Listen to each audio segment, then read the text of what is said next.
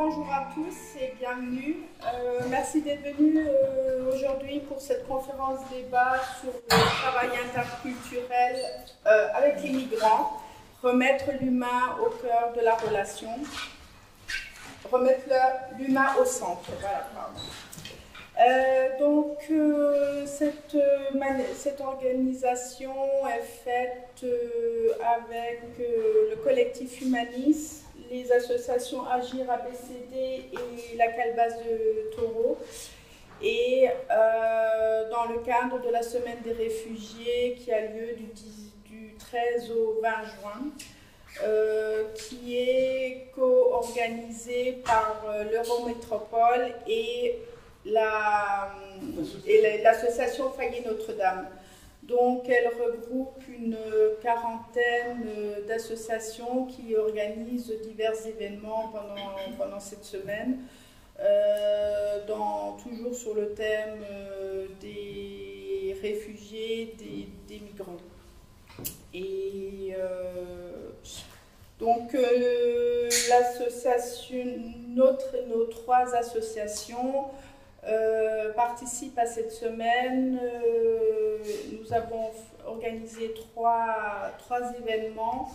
Mercredi, une présentation des chantiers d'insertion et du collectif Humanis à des jeunes lycéens, à des jeunes écoliers de parcours 2. Hier, il y avait la même présentation pour des jeunes collégiens. Et donc aujourd'hui, cette manifestation. Donc nous intervenons avec les réfugiés par nos actions, Agir ABCD par des cours de FLE, par des cours français, informatique et autres. Et la Calebasse de Taureau intervient quand ils ont de grandes manifestations. Elles font appel à des bénévoles ponctuels et qui sont souvent des demandeurs d'asile. Et il y a une relation qui se crée et des échanges. Donc je laisse Michel présenter Nadine. Tu la connais beaucoup mieux que moi.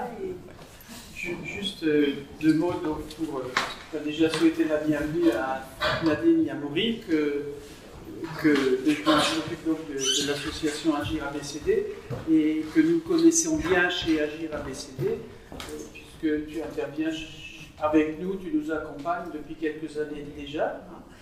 Tu nous as même rejoints parfois pour des réunions que nous avons à Paris. Je crois que d'autres délégations t'ont sollicité. C'est vrai que quand on est confronté, je veux dire quand même on est beaucoup confronté aux migrants, à des primo-arrivants, et il se pose évidemment des problèmes. Bien sûr, les primo-arrivants, on en parlera, voilà, ils ont leurs problèmes, ils ont leur vécu, ils ont leur parcours, mais les aidants, les accompagnants ont leur propre ressenti. Et donc c'est en ce titre-là que Nadine nous accompagne, parfois à la demande de certains bénévoles, ou parfois pour régler des soucis bien particuliers, bien spécifiques. Et donc c'est à ce titre que je souhaitais t'associer, dans le prolongement d'ailleurs de ce qu'on avait fait pour ceux qui étaient avec nous il y a un mois au pavillon Joséphine, lorsqu'on a accueilli donc Raphaël Pitti et des représentants de l'Envita, donc Strasbourg, ville d'accueil. Voilà, on a commencé à aborder aussi ces problèmes pour mieux comprendre en fait tout le phénomène, où on est évidemment avec la crise, l'arrivée des Ukrainiens, où voilà, on est encore touché de beaucoup plus près par ce phénomène, je ne sais pas comment on peut appeler, mais par cette crise qui nous touche. Voilà, bah écoute, bienvenue à toi et puis merci. Merci beaucoup.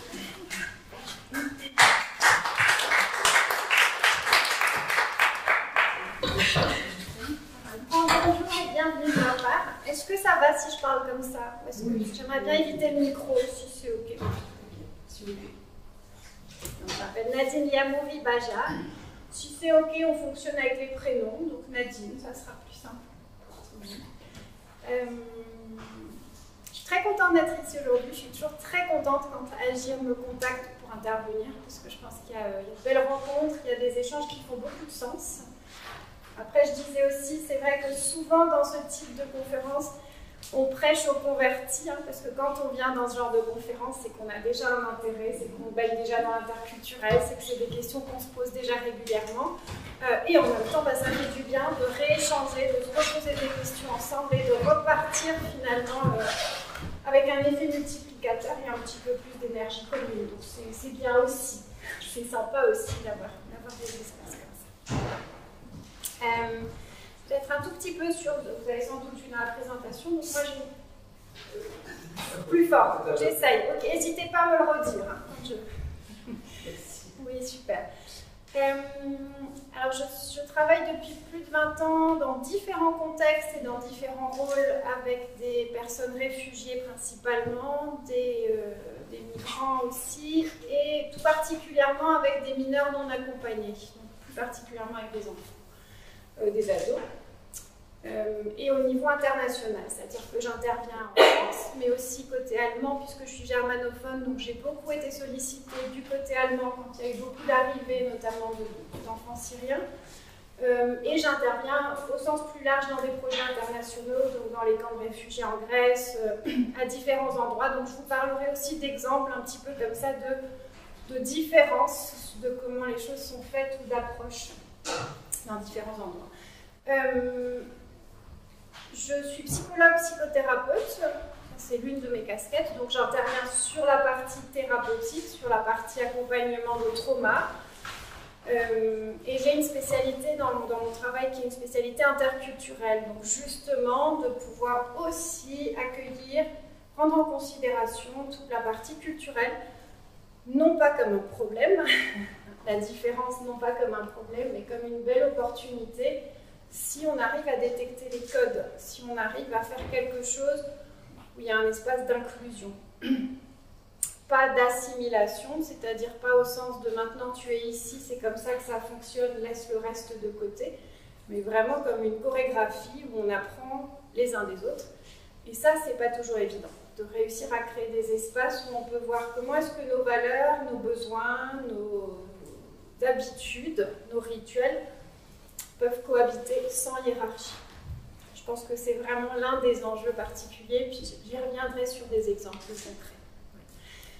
J'ai travaillé de longues années dans le travail jeunesse international, donc aussi avec le Conseil de l'Europe, et donc il y a aussi toute la partie où je fais plus de travail pédagogique, donc pas seulement du travail thérapeutique, mais aussi tout ce qui va être plus de l'ordre de l'éducation populaire, de l'éducation non formelle, créer du lien à travers l'interculturel dans ce sens. Voilà, je crois que j'ai un institut à Marlenheim où on fait un petit peu tout ça, donc à la fois mon cabinet de psychologue, mais aussi de la formation, des interventions. Et je suis souvent sollicitée pour accompagner des équipes d'éducateurs, effectivement, que ce soit dans la protection de l'enfance, que ce soit des associations, que ce soit... voilà, j'ai travaillé un petit peu avec le foyer Notre-Dame, beaucoup avec Oberholz, le DOMI, etc. Donc c'est vraiment des interventions ponctuelles aussi où on se prend un moment pour se poser des questions ensemble. Hein, c'est vraiment ce que je vous invite à ce qu'on fasse. Aujourd'hui, en plus, on est un relativement petit groupe dans une salle bien fraîche ce matin. Voilà, on va pouvoir partager. Je commencerai bien par un tout petit exercice. Moi, j'aime vraiment bien fonctionner de façon interactive. Donc, pour ceux qui voulaient un monologue ce matin, ça va être raté. C'est pas mon style. Je trouve que c'est plus sympa si on échange aussi sur vos expertises à vous. Et on va peut-être commencer par un petit peu d'exercice pour un samedi matin. Donc, vous pouvez peut-être poser tout ce que vous avez sur vous qui vous encombre. Et je voudrais juste voir un peu comment est composé ce groupe ce matin. Donc, je vous pose des questions. Tous ceux et celles qui... Et si c'est le cas pour vous, vous vous levez. Si c'est OK de vous lever, si vous ne pouvez pas vous lever, vous levez à vous. Donc, ceux et celles d'entre vous qui travaillent d'une façon façon ou d'une autre avec des migrants et ou des réfugiés.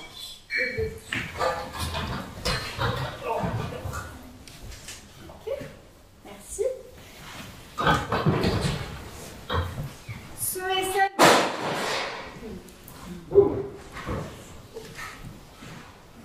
celles d'entre vous qui sont plus ou moins liés à Agir ABCD ou qui sont membres ou qui ont déjà fait des choses avec Agir.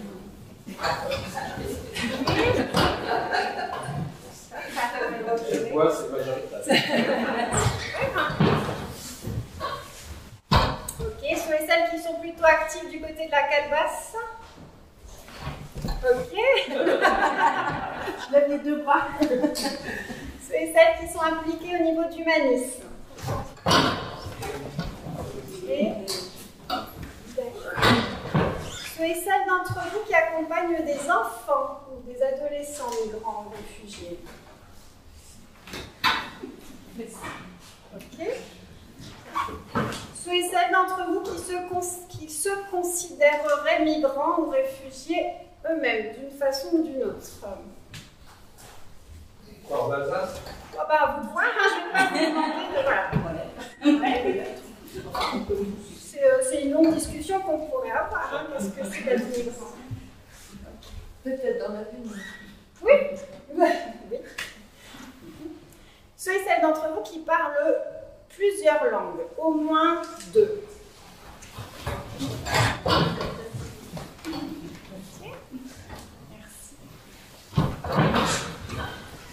Très bien, super.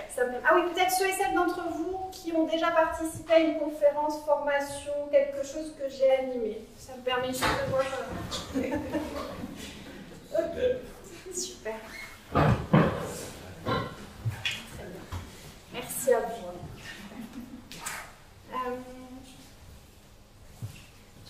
J'aurais bien envie de commencer par quelque chose d'un petit peu probablement étrange, mais je ne vais même pas mettre plus de mots dessus. Dans tout ce que je propose, c'est toujours des invitations. Donc, si vous avez envie, vous faites. Si vous n'avez pas envie, vous ne faites pas. Et je pense que c'est intéressant de ne pas rentrer dans les sujets qu'on traite juste par du cognitif, d'aller parfois voir d'une autre façon. Donc, je vais vous proposer quelque chose d'un peu atypique, en tout cas de notre côté du monde. Et il s'agirait que vous vous mettiez en binôme, préférence avec quelqu'un qui n'est pas trop loin de vous, par 2. Tout le monde repère quelqu'un d'autre avec qui vous pouvez faire l'exercice.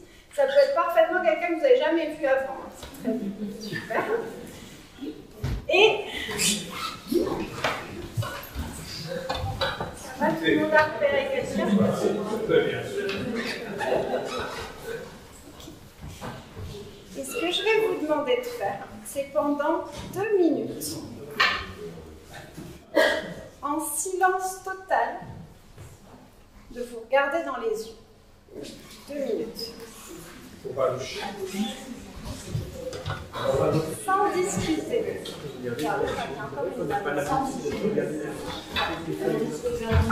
Donc sans parler, sans discuter, pendant 2 minutes, je vais vous donner le signal. Tout le monde soit installé. Tout le monde est installé? C'est parti. Et prenez une grande respiration.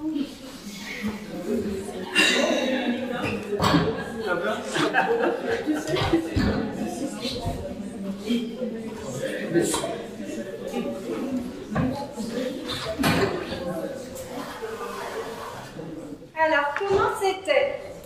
Vous voulez partager un petit peu comment vous l'avez vécu? Qu'est-ce que vous avez perçu, observé? Est-ce que c'est confortable, inconfortable? Voilà. Comment c'était?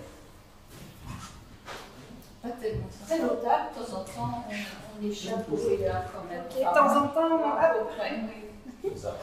Bizarre. Ou on a envie de plaisanter. On a envie de rire ou de plaisanter. Oui. On a envie de dire quelque chose. Oui. Je te tiens, tu veux. Ouais. Quoi encore? On n'a pas l'habitude de regarder les gens dans les yeux. Longtemps. Longtemps. Pourtant, les vrais avec les masques. Les loups n'abattent pas les autres non plus. Et surtout dans les silences. Oui. Mais c'est aussi une culture. Oui, pardon. Ouais. On cherche à savoir ce que l'autre pense. On cherche à savoir. Ouais. Comment on communique avec les yeux, avec le regard. Ça, c'est un réflexe psychologique. Oui. Est-ce qu'il y en a pour qui c'était confortable? En tout cas, pas dérangeant. Quelles sont les options?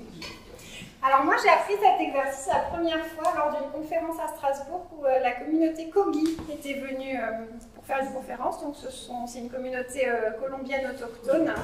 Je ne sais pas si certains avaient participé. Et c'était au Palais de la Musique et c'était bondé. On était très très nombreux et on s'attendait, c'était très formel. Hein. Pareil, on s'attendait à venir à une conférence sympa où on allait nous apprendre des choses. C'est les coopérations, c'est ça? Comment? Oui, c'est ça. C'est il y a 2016-17, je pense. Et ils avaient commencé avec ça. Moi j'avais de la chance, j'étais avec ma maman d'un côté, elle était en zone de panique totale, elle c'est vraiment le genre de truc. Mais je devais me tourner vers mon voisin de gauche, c'était un beau jeune homme, c'était assez sympa, on a passé 2 minutes. Mais il y avait quelque chose de très... je ne savais pas qui c'était, j'avais pas de contexte, pas de prénom, on n'avait même pas échangé, et puis j'ai trouvé que c'était hyper intime en fait comme façon d'échanger. Il y avait quelque chose où ma zone de confort, en fait, où ma zone vitale, elle avait été dépassée. Et quand c'était fini, ces 2 minutes que j'ai trouvées longues, je me suis demandé, maintenant on fait quoi? Est-ce que je me présente? Est-ce que je lui dis au fait, moi c'est Nadine? Est-ce que... Je me suis dit, bah non, en fait, on était passé dans un autre mode de communication où ça aurait été hyper bizarre de faire ça. Et pour la communauté Kogi qui présentait cette conférence, c'était hyper étrange que ça puisse nous mettre tellement mal à l'aise. Ils disaient, mais comment vous communiquez en fait? Vous ne faites pas ça quotidiennement avec vos proches, avec... vous ne regardez pas, vous ne vous reconnectez pas à cette façon-là de faire. Alors encore une fois, je ne dis pas qu'il faut faire du copier-coller et commencer à le faire chez nous tous les jours. Je trouve juste que c'est intéressant de se dire quelles sont les différentes formes de mise en relation qu'on peut avoir au-delà des mots. Est-ce que dans cette communauté, il n'y avait pas l'étude partagée verbalement? Aussi,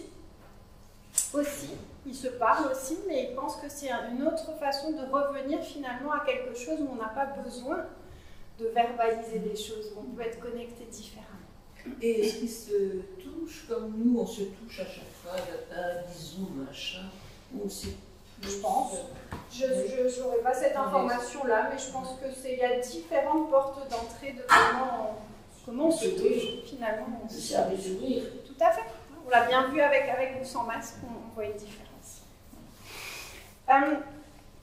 Moi, j'ai grandi avec un papa marocain, une maman allemande, une nourrice espagnole. J'ai grandi en France, j'ai fait mes études en Australie, j'ai travaillé en Palestine, au Maroc et dans différents endroits.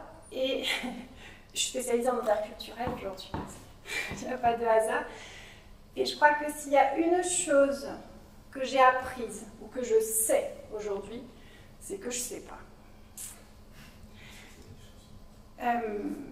Je ne sais pas. Je ne sais pas comment fonctionne telle ou telle culture, comment fonctionne telle ou telle personne, que les Allemands sont comme ceci ou les Français sont comme cela. Et je crois que plus j'apprends sur l'interculturel, et moins j'en sais.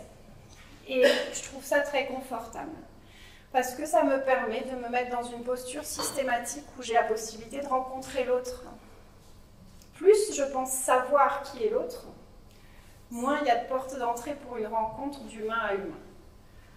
Ah oui, tu es afghan, donc tu es comme ceci, comme cela, tu aimes ça, tu fais ça, tu pratiques ça. J'impose finalement une vision qui est très, très uniforme sur une personne qui est beaucoup plus que ça. Et je pense...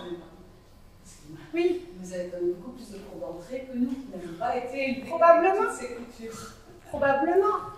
Et en même temps, je crois que c'est vraiment de se dire tout le monde peut faire ça, s'intéresser à la personne dans son individu que je rencontre, à les questionner.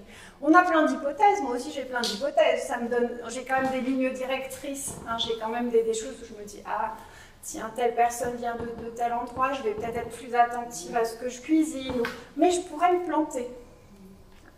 Et d'être dans une posture de je ne sais pas, ça permet aussi de demander. Le nombre de fois où je vais aller demander, écoute, moi, je fais comme ça. Et toi, tu fais comment? Il y a une différence entre dire moi, je fais et toi, tu fais comment, ou entre dire ici en France, on fait comme ça. C'est pas le même message. Ici en France, on fait comme ça, et vous, vous faites comment? C'est créer du dedans-dehors. Vous et nous, hein, on sépare. Moi et toi, c'est on est dans une rencontre et je ne sais pas comment tu fonctionnes. Apprends-moi. J'ai des hypothèses et peut-être qu'elles sont très souvent justes et peut-être que pas du tout. Et souvent, je suis surprise. Alors, je voudrais vous parler d'un petit... Non, avant de faire ça, on a le temps parce que vous êtes aussi un petit groupe. Je vais vous demander peut-être juste de prendre 3-4 minutes en petit groupe de 3-4, comme vous êtes assis, hein, bougez pas trop. Et pour échanger sur, supposons que ces 2 heures qu'on passe ensemble aujourd'hui, elles soient vraiment utiles pour vous. Quelle est la chose ou les 2 choses avec lesquelles vous repartez tout à l'heure? Peut-être une réponse à une question particulière, ça peut être un ressenti, ça peut être... Qu'est-ce qui est différent à midi si vous avez bien fait de venir vaillamment un samedi matin avec cette chaleur pour participer à cette conférence? Supposons qu'elle soit utile. Avec quoi vous repartez tout à l'heure, ou qu'est-ce qui est différent tout à l'heure? Vous faites juste un petit échange, quelques minutes entre vous dans les petits groupes, comme ça on ramasse et moi j'essaierai de répondre concrètement à ça. Je vous écoute pour quelques retours, des choses que vous avez pu dire dans les groupes qui vous semblent particulièrement importantes. Oui,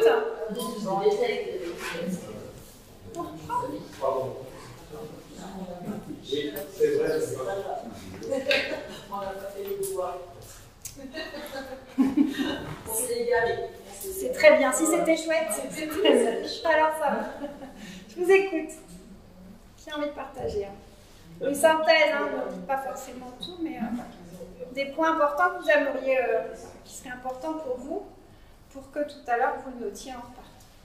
Nous, on avait une question très opérationnelle, c'est comment permettre aux migrants à Strasbourg, par exemple, de rencontrer des gens qui parlent français, de s'intégrer. Je ne dis pas des Français, je ne dis pas des Alsaciens, je dis des gens qui parlent la langue française, de s'intégrer dans des activités sociétales, que ce soit par le sport ou par la cuisine, je sais pas, mais concrètement, alors ça c'est intellectuel, enfin, c'est philosophiquement c'est l'idée, mais concrètement, c'est où?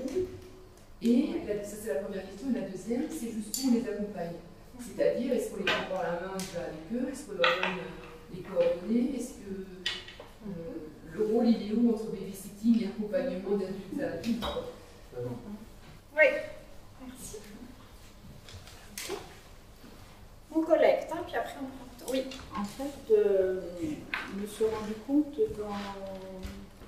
quand je parle avec les bénévoles, je dis, ben voilà, nous en France on fait comme ça, nous on fait comme ça, comment vous faites vous? Et c'est vrai qu'on met les gens dans une case. Voilà, vous êtes dans telle situation, ben vous devriez ressentir ça.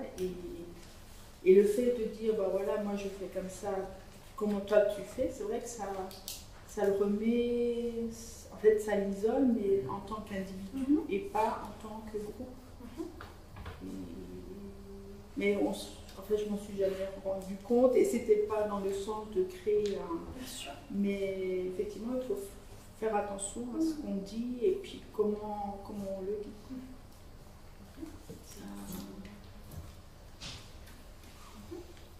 Oui.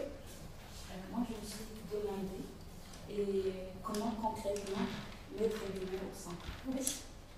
Oui. Comment mettre l'humain au centre?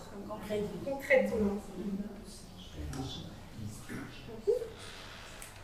Et alors, la question jusqu'où accompagner, il y a aussi la question de jusqu'où on écoute les gens quand ils commencent à vouloir parler de leurs difficultés. Oui.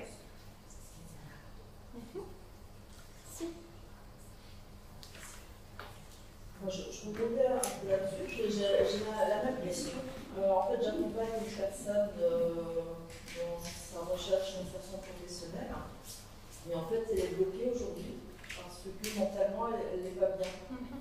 Et là, je lui dis, je ne sais plus de mon ressort. Cette personne a besoin de se faire soigner par voilà, des psychologues, des thérapeutes. Mais qu'est-ce que moi je peux faire en attendant, sachant que cette personne est réticente par rapport à la rencontre de gens médicaux, du service médical, parce que culturellement, c'était pas. Déjà pour nous, Français, parfois c'est difficile de dire on va avoir quelqu'un. Donc pour cette personne qui est marocaine, j'imagine qu'il y a là aussi un gap culturel qui n'est pas dans ses mœurs. Et qu'est-ce que moi je peux faire par rapport à ça? Et jusqu'où aller? Écoute, est-ce que tu peux m'en parler? Mais si je creuse un peu, je me dis c'est plus mon domaine, je ne sais pas faire. Donc voilà, c'est une question concrète. Très bien, merci. On a 4 heures, hein, c'est... Sans noter? Oui. D'autres choses qui vous semblent importantes? Moi, c'est par rapport, mais on n'en a pas parlé dans le petit groupe, mais c'est par rapport à l'apprentissage du français. On a accueilli une famille dans notre commune et on se rend compte que le mari, qui suit les cours de français de façon très intensive, ben, il ne rentre pas dans la langue. Il ne rentre pas. Et comme ça veut dire quoi? Ça veut dire qu'au bout de 40 heures, ben, c'est zéro. Enfin, on comprend, c'est pas dans l'oral. Il n'y a rien qui se passe. Ils ne sont pas le. Oui. Ok, je note. Oui. Moi, je suis surpris de la méconnaissance du grand public sur le parcours d'insertion. C'est-à-dire que tous les médias se concentrent, c'est normal, c'est sur l'urgence, vite, il faut aller faire ceci, cela, des images, machin. Et il y a une réaction rapide, qui est vite oubliée d'ailleurs en général, mais parce qu'on passe à une autre chose. Mais ce qui provoque souvent des malentendus vis-à-vis des anti-immigrés qui viendraient prendre la place de l'autre, etc., c'est la méconnaissance justement de ces personnes et de leurs difficultés justement dans le parcours d'insertion. Rien n'est simple. Et également, en ancien professionnel, je trouve qu'il y a des progrès, mais il y a une dizaine d'années de ça, il y avait très peu de relations entre les professionnels qui étaient là pour il faut un logement, machin, etc., les enfants à l'école, etc., ouvrir les droits, point. On n'avait pas le temps de faire autre chose. Et de l'autre côté, des associations qui étaient en déconnexion par rapport aux professionnels, et souvent des malentendus, parce qu'effectivement, on donnait des conseils qui n'étaient pas les mêmes, et donc il y avait, pour les personnes, ils ne savaient pas sur quel pied danser. J'observe que maintenant, il y a une évolution qui se fait, notamment parce que l'État ne donne pas trop de sous pour l'apprentissage du français. C'est un vieux débat, mais voilà, il faudrait essayer de montrer des parcours qui sont des parcours gagnants, même s'ils ne sont pas.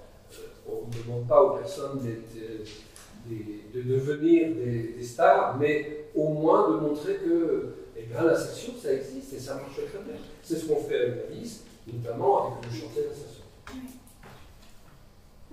Merci. C'est ça? On part sur ça? Il y a d'autres choses. On va peut-être déjà faire ça, puis si on s'ennuie, le dernier quart d'heure. Vous aviez autre chose? Oui. Je n'ai pas grand-chose à dire. Moi, je suis un peu pas du tout active dans ce domaine. Je suis venu, j'ai 88 ans, je ne suis pas encore utilisable. Mais j'ai des amis qui sont dans des associations d'aide aussi, mais je ne participe pas. Et en plus, j'ai un frère qui est anti-migrant. Ah ouais. Et c'est très difficile, même dans la famille, comme ça, de poser des arguments. Je suis sans ressources. Ils avaient lui un peu. Et c'est assez violent. Ouais.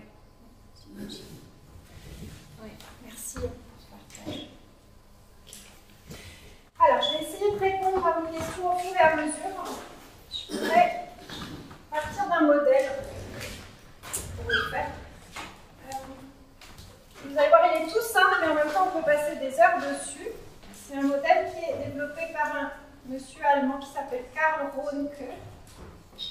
Et en fait, il ne l'a pas du tout développé par rapport à ce dont on parle aujourd'hui, mais c'est un formateur en extérieur. On dit outdoor trainer en anglais, formation en extérieur. Et nous, on l'a réadapté par rapport à... Alors, il est beaucoup utilisé en interculturel et on peut aussi le regarder sur le point de vue du trauma ou de la blessure.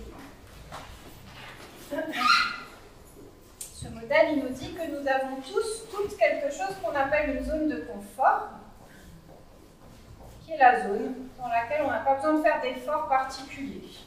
On est. C'est pas une zone dans laquelle on apprend particulièrement. S'il vous plaît. Oui. N'oubliez pas de changer de couleur. Oui, alors c'est juste que stratégiquement, je voulais commencer par le vert pour continuer avec les autres couleurs. Mais c'est vrai qu'on ne voit pas grand-chose. Alors je renote au moins zone de confort en noir. Zone de confort. On n'a pas les mêmes zones de confort. C'est déjà là que ça commence et que c'est important de se dire que ce qui est confortable pour moi ne l'est pas forcément pour les autres. Et qu'on peut être très imposant avec plein de bienveillance et de bonnes intentions en imposant des zones de confort aux autres. Okay. Quelles sont les choses qui font partie de vos zones de confort? Qu'est-ce qui vous permet de vous sentir bien, à l'aise? Quels sont les éléments de votre vie qui font partie de vos zones de confort? Si on peut juste en collecter quelques-unes, spontanément. La maison. La maison. La langue. La langue. La famille. La famille. La musique. La musique. Les repas. Les repas. La nature. La sécurité. La sécurité. Quand on connaît quand on connaît notre environnement, le savoir, la connaissance. Connaître son environnement. La culture. La culture. Etc. etc. Souvent, nos rituels, nos habitudes, les choses qu'on fait presque de façon inconsciente font partie aussi de notre zone de confort. Et on s'en rend compte quand on sort de la zone de confort. Tant qu'on est dedans, on ne se pose pas trop de questions. Quand on n'a pas ou qu'on n'a pas accès à, on se dit « Ah ben tiens, ça manque ». Quand on sort de la zone de confort, on est dans ce que Rohnke appelle la zone de stretching, qu'on appelle aussi zone d'apprentissage. Stretching comme étirement. C'est la zone d'apprentissage, c'est-à-dire qu'en zone de stretching, je fais quelque chose différemment et j'apprends. On ne peut pas la définir, parce que ce n'est pas la même pour tout le monde. Il y a des trucs qui pour certains seraient de l'ordre du stretching, qui pour d'autres sont encore du confort. D'accord ? Et pour encore d'autres, ce serait de la panique absolue. Donc il n'y a pas de critère général de ce qui est quoi. C'est vraiment très individuel. Okay ? Si je vous disais, bon ben finalement je vais l'animer en anglais cette conférence, il y aurait peut-être des réactions très différentes. Il y en a qui seraient en zone de confort, d'autres en stretching, et d'autres qui quitteraient ou qui seraient en panique, ou voilà. D'accord ? Et c'est pas juste ou faux, c'est vraiment ça qui importe. Et pour finir, là où ça devient compliqué, c'est dommage, il ne marche pas le rouge. C'est du rouge. Imaginez ça en rouge. C'est la zone de panique. Vous voyez, même le marqueur, il est en panique.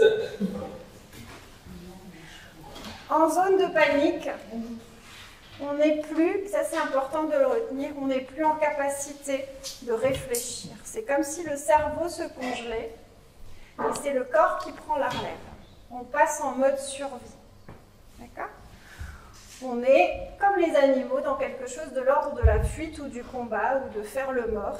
On est en survie et en réaction. Okay ? Encore une fois, on n'a pas les mêmes choses qui nous déclenchent et qui nous mettent en zone de panique.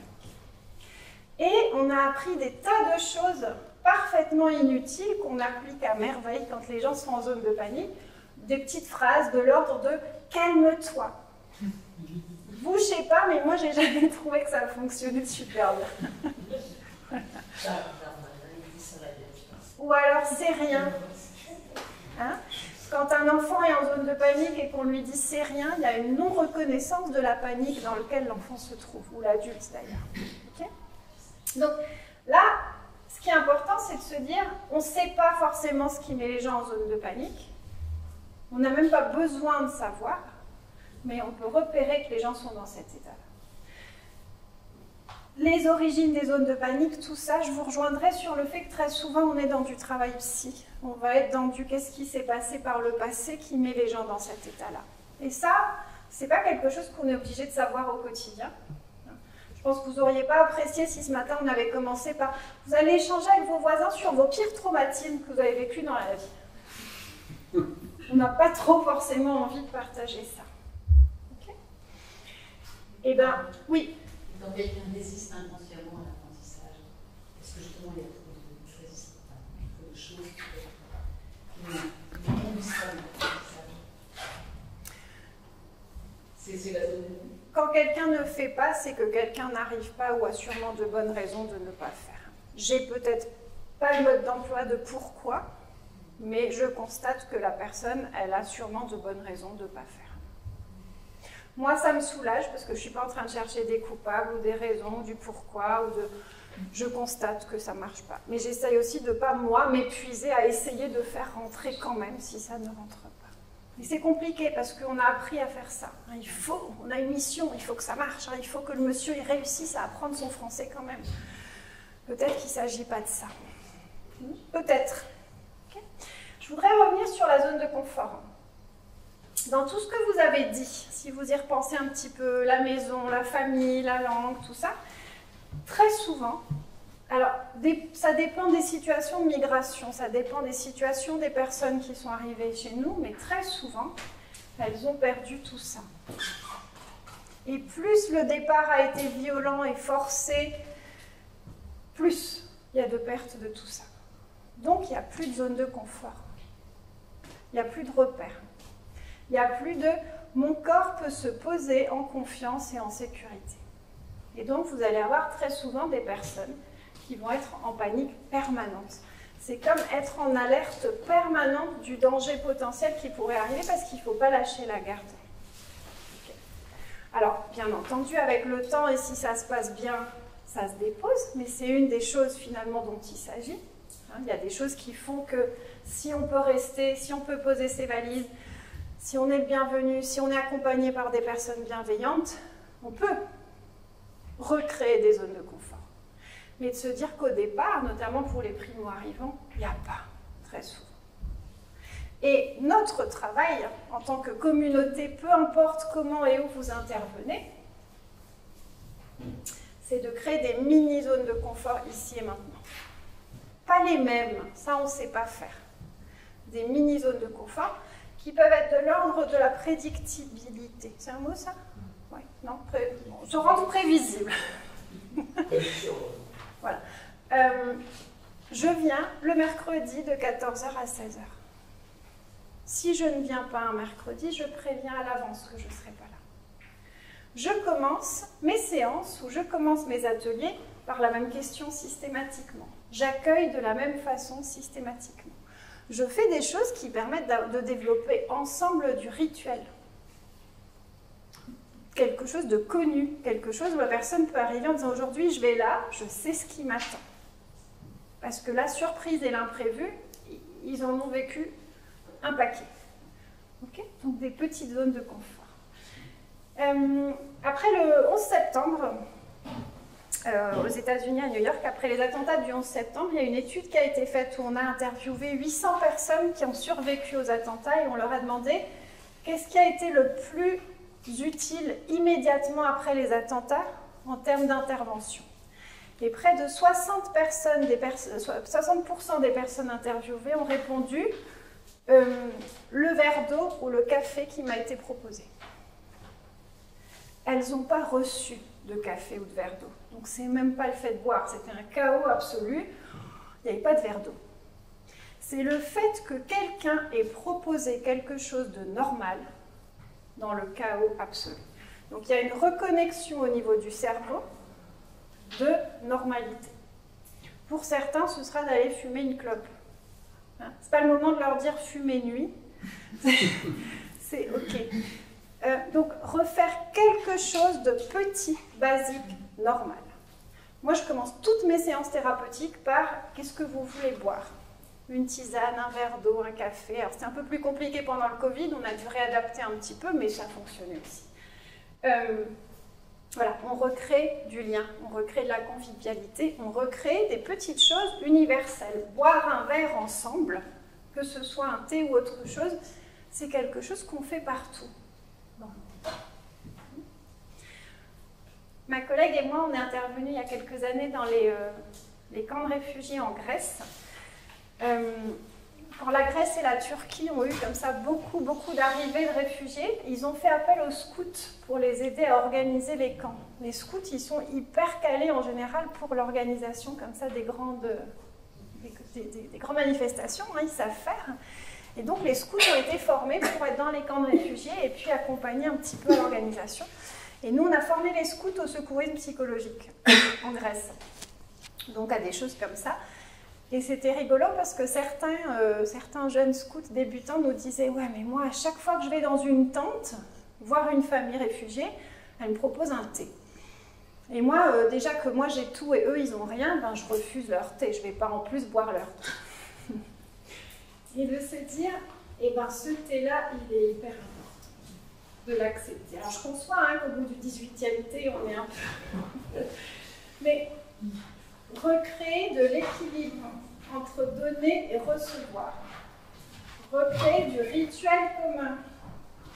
C'est quelque chose qu'on perd énormément dans notre monde associatif parce qu'on est tellement happé par l'urgence administrative que très souvent, quand les réfugiés, les mineurs non accompagnés arrivent, il n'y a pas de rituel. Ça va être, bon alors tu es là pour ton rendez-vous, est-ce que tu as ramené le papier, est-ce qu'on l'a rempli, il faut le remplir, il ne faut pas que tu oublies d'aller là, est-ce que tu as pensé à ton rendez-vous la semaine prochaine? Et encore une fois, ce n'est pas de la mauvaise foi, c'est qu'on est pris par l'urgence administrative avec des délais, mais on perd complètement l'humain aussi. Ce n'est pas une question de quantité, on n'est pas obligé de passer 2 heures, mais c'est juste de permettre à la personne de « je te vois, je vois que tu es là, comment ça va aujourd'hui ? Est-ce que tu veux boire un verre d'eau avant qu'on commence à regarder les papiers ensemble ?» En fait, il y a une temporalité qu'on perd. Alors, c'est très intéressant quand on regarde ça dans l'interculturel. Moi, j'ai toujours trouvé très agaçant, et finalement j'ai compris que c'était très utile, que quand je parlais à ma famille au Maroc, eh ben, il me fallait une toute autre temporalité parce qu'il y a 5-10 minutes d'introduction. On ne peut pas appeler et dire « Coucou, je t'appelle parce que j'avais juste une question par rapport à un truc. » Ça ne va pas, ça ne se fait pas.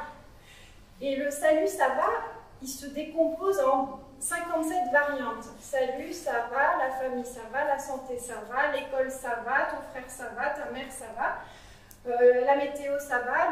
On a tout un rituel de ça va.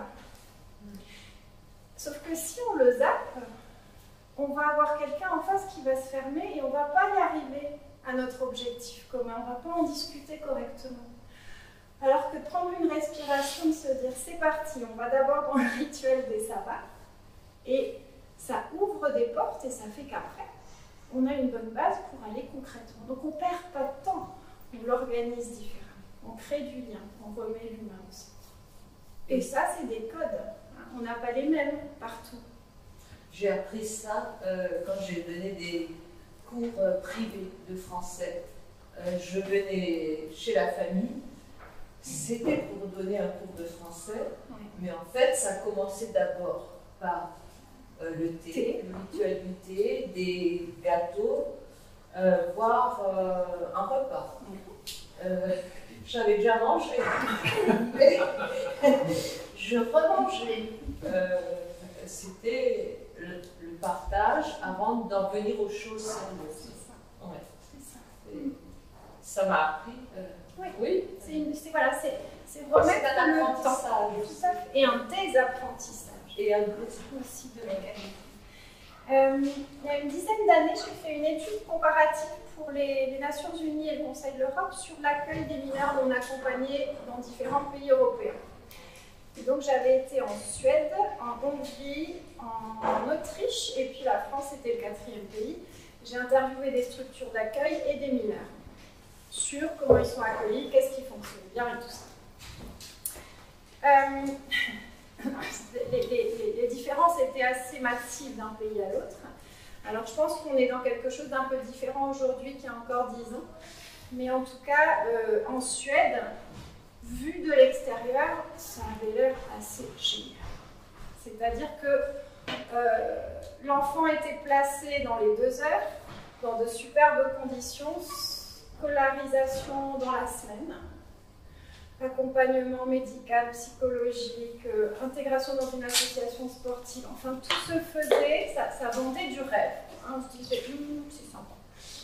Et quand j'ai interviewé ces petits jeunes primo-arrivants en Suède, ils me disaient, ben ouais, c'est super, tout est organisé, je sais où aller, pourquoi. Par contre, ce qu'il n'y a pas du tout, c'est un espace où je puisse juste aller sans objectif précis. Où on ne va pas me demander un truc, où je ne viens pas pour un papier ou un rendez-vous. Un espace où je puisse rentrer, me poser, être là, ne pas aller bien les jours où je ne vais pas bien, ou aller bien les jours où je vais bien. Ce n'est pas prévu dans le système. Le côté, je suis un humain, je me pose. Donc moi, je suis revenue avec ça à Strasbourg, avec plein d'idées, puis j'avais discuté beaucoup avec Thémis à l'époque, et puis avec Overall, et puis j'avais dit, qu'est-ce qu'on peut faire de ça? C'est une info importante. Comment est-ce qu'on crée ces espaces, ces no man's land, finalement? Et ils avaient testé le fait de mettre effectivement une table ronde, quelque part, avec des boissons chaudes, où les jeunes puissent juste venir se poser. Alors ça faisait pas mal de discussions entre éduques, hein, parce que c'est vrai, mais bon, s'ils commencent tous à débarquer puis à venir rester des heures, on s'en sort pas, on peut plus travailler. Et en fait, il n'y a pas du tout eu ça. Mais c'était un espace où de temps en temps, un jeune allait venir se poser. Si un éduc avait le temps, il ou elle venait la rejoindre 5 minutes pour dire comment ça va, mais il n'y avait pas de... C'était vraiment l'espace où on ne venait pas dire d'ailleurs, je ne m'ai toujours pas renvoyé, c'était pas ça. C'était l'espace où la petite bulle pour venir se poser et repartir. Et ça continue au jour d'aujourd'hui, en tout cas au Domi, ils ont encore cet endroit au pôle ressources où les jeunes peuvent venir. Donc ça, c'est créer des petites zones de confort et on sait faire ça. Oui. Oui, je m'étais fait la remarque dans un lieu où j'intervenais, où je trouvais que les gens venaient, mais c'était dans un couloir, c'était pas une zone de confort, passage. Et je trouvais aussi que c'était dommage qu'il n'y ait pas plus de... Parce que, ok, on vient pour le français, on vient pour une aide juridique, mais il y a l'humain aussi. Et l'humain universel. Hein, ouais. Là, on n'est même pas dans quelque chose de particulièrement culturel, c'est vraiment des espaces de confort universel. Et justement, on peut se planter quand on pense savoir ce que vous avez entendu, les zones de confort les uns des autres, on n'a vraiment pas les mêmes. Hein. Il y a des gens qui vont vous dire, moi j'adore la musique super fort, et tout à moi surtout pas. Et j'ai beaucoup appris aussi des enfants réfugiés que j'accompagnais. Je me souviens de Ahmed à qui j'avais essayé de dire, essaye de penser à un lieu calme, tranquille. Et il s'est tendu, il m'a dit, ah non, calme et tranquille, c'est le moment avant les bombardements, c'est le couvre-feu, c'est l'hymne de Syrie. Il m'a dit, calme et tranquille, silence, chez nous, c'est le danger absolu. Pour moi, une zone de confort, c'est quand je suis au souk, qu'il y a plein d'enfants qui jouent, qu'il y a le marché, qu'il y a les vendeurs ambulants, etc. Donc là, vous voyez à quel point, dès qu'on essaye d'imposer notre vision de quelque chose, et c'est ok, on a le droit de se planter, de dire « Ah, ben, merci de m'avoir appris ça, j'y avais pas pensé de ton point de vue. » J'ai le droit, hein, j'ai le droit de me planter encore et encore. Mais dans une attitude où j'impose rien et où je mets ah, ben, c'est hyper intéressant pour moi, le silence, c'est un endroit de ressources. Et je reviens au pour moi. J'ai entendu dans certains contextes, encore une fois, c'est compliqué d'accompagner des enfants et des ados à trouver leur place ici, leur donner des codes de compréhension, parce qu'il faut quand même des codes de survie dans une société, sans être dans quelque chose d'assimilatif. C'est vraiment compliqué d'être dans cette ligne. Combien est-ce qu'on est dans de l'intégration, combien est-ce qu'on impose, et il y a bien des codes qui sont importants de comprendre. Et quand j'entends parfois de façon maladroite, je me souviens d'une éducatrice qui disait à des mineurs non accompagnés, ici en France, on met un seul sucre dans son thé. Et le résultat, c'était que les 9 gamins, ils ont arrêté de boire du thé parce que c'était pas une option pour eux. C'est maladroit, c'est pas malveillant, c'est pas vrai, déjà. Hein, c'est pas vrai. Mais dès qu'on essaye d'arriver à quelque chose de l'ordre de ici en France, on fait comme ceci et comme cela, honnêtement, je suis pas sûre qu'il y ait 36 000 choses que nous tous ici dans cette pièce, on fasse exactement pareil. Et pourtant, on a en commun qu'on vit ici. Donc, c'est de la simplification. Et ça nous donne des repères. Mais peut-être que le simple fait d'ajouter tendanciellement, ou la majorité des gens, ou souvent, ça amène déjà une brèche différente de quelque chose de dogmatique qui est posé. Et ça permet du dialogue. Est-ce que vous avez des réactions, des exemples qui vous viennent de situations vécues? Je ne parle pas toute seule. Oui. Effectivement, à un moment donné, je donnais des cours de français à un de nos bénévoles. Vous arrivez à entendre? Je donnais des cours de français à un de nos bénévoles, donc chez moi. C'était pendant j'étais en télétravail, donc il venait chez moi et c'était le midi. Donc on mangeait d'abord, on discutait et on commençait les cours après. Donc il était chez moi pendant 2h30, 3h, et finalement on travaillait qu'1 heure. Et je me suis dit, bon, c'est pas la peine qu'ils viennent juste pour 1 heure de travail. Mais je me suis quand même rendu compte que ça lui faisait beaucoup de bien, de justement qu'on mange ensemble. Et en plus, il me disait, il n'a pas envie de manger seul, parce qu'une fois je lui ai dit, écoute, là j'ai pas très faim, j'ai pas trop envie de manger. Il me dit, bah non, alors moi je mange pas non plus, j'ai pas envie de manger seul. Donc, du coup, j'ai quand même un peu mangé. Mais c'est vrai, je me suis rendu compte que ça lui faisait beaucoup de bien. Et que du coup, on parlait quand même, et ça permettait aussi, finalement, il apprenait le français comme ça aussi. C'est aussi du français. C'était du français aussi, et puis dans une façon déjà plus ludique, et puis plus normale que dans un livre.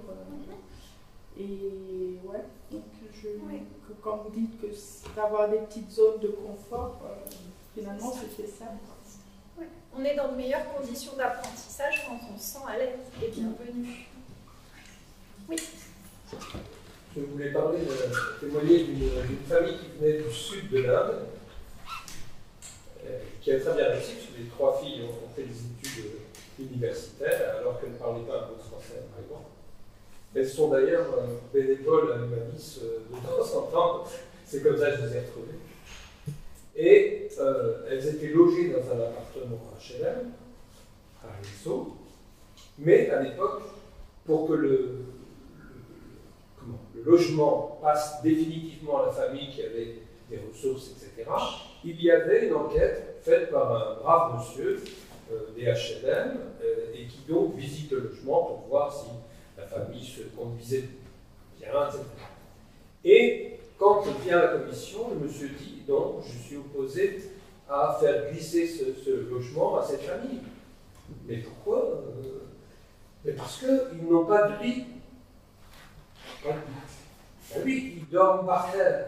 Et oui, évidemment, en Inde, on se couche sur des nattes.